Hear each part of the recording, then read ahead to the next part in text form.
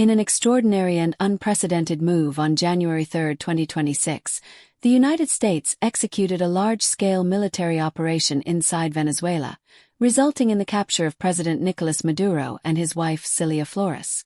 U.S. President Donald Trump announced that both were taken into custody and flown to New York, where they are expected to face criminal charges in federal court.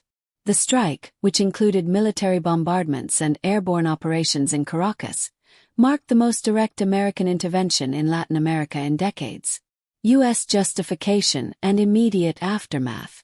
President Trump framed the action as part of a broader effort to combat narcoterrorism and criminal networks, accusing Maduro's government of drug trafficking, corruption, and election rigging.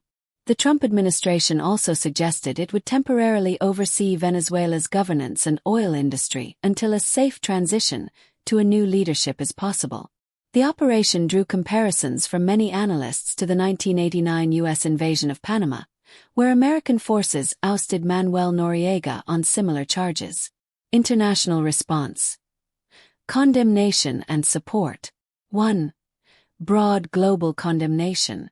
Many countries and international organizations strongly condemned the U.S. military operation as a violation of international law and Venezuelan sovereignty. United Nations. The UN Secretary-General expressed deep concern, calling the strikes and capture a dangerous precedent that could undermine the UN Charter's principles. Russia and China. Both heavily criticized the U.S. action, labeling it an act of armed aggression and a blatant breach of international norms. Beijing said the strikes were a blatant use of force against a sovereign state, while Moscow demanded the immediate release of Maduro and his wife. Latin American governments.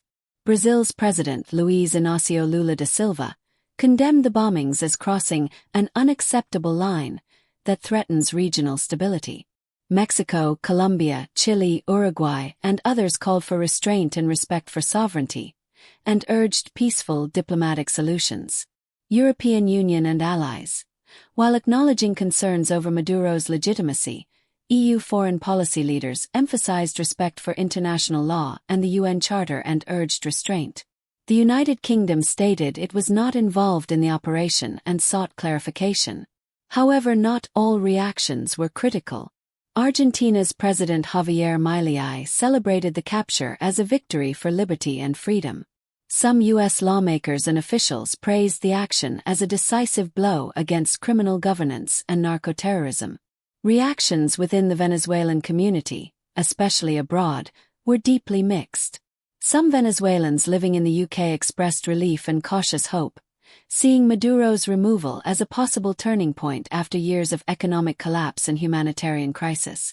Others voiced unease and concern about foreign military intervention and its long-term consequences for Venezuela's sovereignty and stability. Within Venezuela itself, initial reports suggest the government declared a state of emergency, and some pro-Maduro supporters continue to call for their president's return. Venezuelan opposition figures welcomed the development.